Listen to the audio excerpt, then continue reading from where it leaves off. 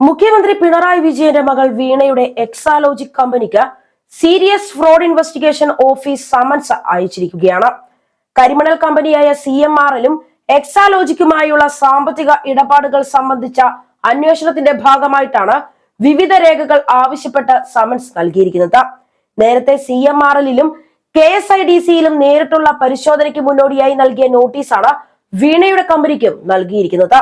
കമ്പനിയുടെ സേവനം, സാമ്പത്തിക ഇടപാടുകൾ എന്നിവ സംബന്ധിച്ച രേഖകളാണ് നൽകേണ്ടത് എന്നാണ് ഹർജിയിൽ വ്യക്തമാക്കുന്നത്. SFIO അന്വേഷണത്തിന് ഇടക്കാല സ്റ്റേ ആവശ്യപ്പെട്ട് കർണാടക ഹൈക്കോടതിയിൽ വീണ നൽകിയ റിട്ട് ഹർജിക്കൊപ്പം ഈ സമൻസ് രേഖയും ഹാജരാക്കിയിട്ടുണ്ട്.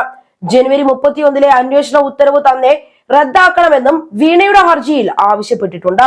SFIO അന്വേഷണം പ്രഖ്യാപിക്കാൻ ആധാരമായ എല്ലാ രേഖകളും കോടതി വിളിച്ചു വരുത്തി തങ്ങൾക്ക് കൈമാറണമെന്നും അഭ്യർത്ഥിച്ചിട്ടുണ്ട്. സാങ്കേതിക പിഴവുകൾ തിരുത്തി ഇന്നലെ വീണ്ടും സമർപ്പിച്ച ഹർജി തിങ്കളാഴ്ച രാവിലെ 10:30 ജസ്റ്റിസ് M നാഗപ്രസന്നയുടെ ബെഞ്ച് പരിഗണിക്കും. അതേസമയം മാസപ്പടി കേസിൽ SFIO അന്വേഷണത്തിനെതിരെ എക്സാലോജിക് കർണാടക ഹൈക്കോടതിയിൽ നൽകിയ ഹർജിയുടെ വിശദാംശങ്ങൾ പുറത്തു വന്നിട്ടുണ്ട്. മുഖ്യമന്ത്രിയുടെ മകൾ വീണ വിജയൻ ഉൾപ്പെട്ട കേസിൽ SFIO അന്വേഷണം സ്റ്റേ ചെയ്യണം എന്നാവശ്യപ്പെട്ടാണ് എക്സാലോജിക് ഹർജി നൽകിയിരിക്കുന്നത്. SFIO അന്വേഷണം പ്രഖ്യാപിച്ചുകൊണ്ടുള്ള ഉത്തരവ് തന്നെ റദ്ദാക്കണമെന്നാണ് എക്സാലോജിക് ഹർജിയിൽ ആവശ്യപ്പെട്ടിരിക്കുന്നത്. അന്വേഷണം പ്രഖ്യാപിച്ചുള്ള ഉത്തരവിന് ആധാരമായ വിവരങ്ങൾ ലഭ്യമാക്കണമെന്നും തുടർ നടപടികൾ സ്റ്റേ ചെയ്യണമെന്നും എക്സാലോജിക് ഹർജിയിൽ ആവശ്യപ്പെടുന്നു. അന്വേഷണം ഏകപക്ഷീയവും നിയമവിരുദ്ധവുമാണ് എന്നാണ് ഹർജിയിൽ പറയുന്നത്. കർണാടക ഹൈക്കോടതി അഭിഭാഷകൻ മനു പ്രഭാകർ കുൽക്കർണിയാണ് റിട്ട് ഹർജി ഫയൽ ചെയ്തിരിക്കുന്നത്.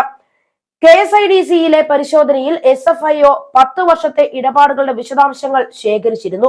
ബോർഡ് മീറ്റിംഗിന്റെ മിനിറ്റ്സ് രേഖകളും ആവശ്യമായ ഡിജിറ്റൽ രേഖകളുടെ പകർപ്പും ശേഖരിച്ചു.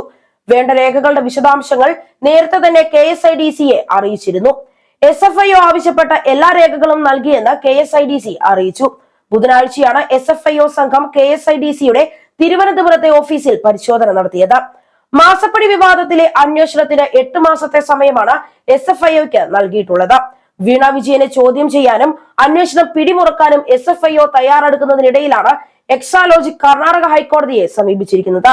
കേന്ദ്ര സർക്കാരിനെയും SFIO ഡയറക്ടറെയും എതിർകക്ഷികളാക്കിയാണ് എക്സാലോജിക്കിന്റെ ഹർജി. വീണ വിജയനെ ചോദ്യം ചെയ്യാൻ ഏത് സമയവും SFIO നോട്ടീസ് നൽകുമെന്ന സൂചനയും ഉണ്ടായിരുന്നു.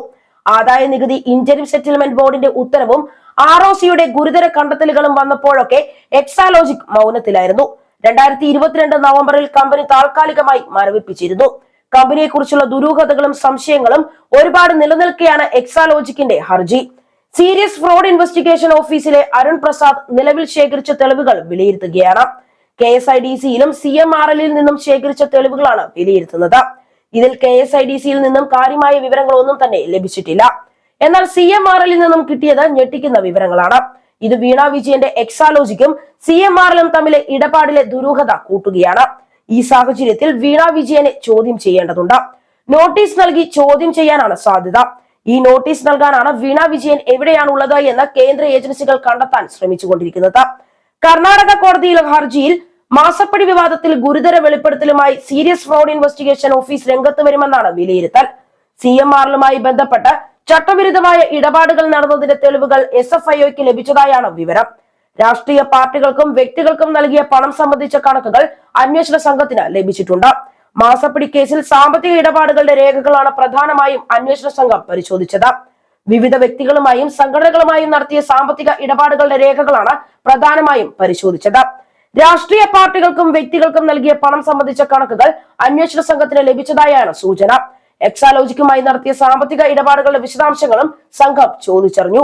ചട്ടവിരുദ്ധമായാണ് പല സാമ്പത്തിക ഇടപാടുകളും നടന്നത് എന്നും സെബി ചട്ടങ്ങൾക്ക് വിരുദ്ധമായി പലർക്കും പണം കറൻസിയായി നൽകിയെന്നും അന്വേഷണത്തിൽ വ്യക്തമായിട്ടുണ്ട്.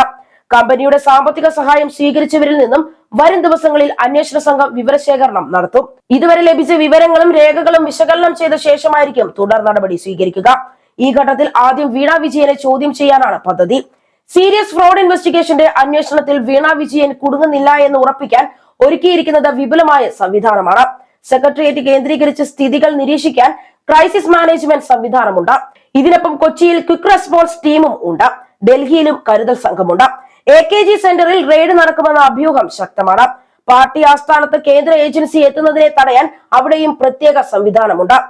റെഡ് വോളണ്ടിയർമാർ എന്തിനും ഏതിനും തയ്യാറാണ്. എന്നാൽ കേന്ദ്ര ഏജൻസി എത്തിയാൽ സ്ഥിതി വഷളാകും. ഈ സാഹചര്യത്തിലാണ് AKG സെന്ററിലെ വിലാസം മറയ്ക്കാനുള്ള ഹർജി നീക്കം നടക്കുന്നത്. KSIDCയിൽ സീരിയസ് ഫ്രോഡ് ഇൻവെസ്റ്റിഗേഷൻ ടീം എത്തിയതിന് പിന്നാലെ തന്നെ അതിനെതിരെ ഹൈക്കോടതിയിൽ ഹർജി നൽകി. ആ നീക്കത്തിന് അനുകൂലമായ സ്റ്റേ ഹൈക്കോടതി അനുവദിച്ചില്ല. ഇത് തിരിച്ചടിയായി മാറി. ഇതെല്ലാം പരിഗണിച്ചാണ് കേരളത്തിൽ വീണ ഹർജി നൽകാതിരിക്കുന്നത്.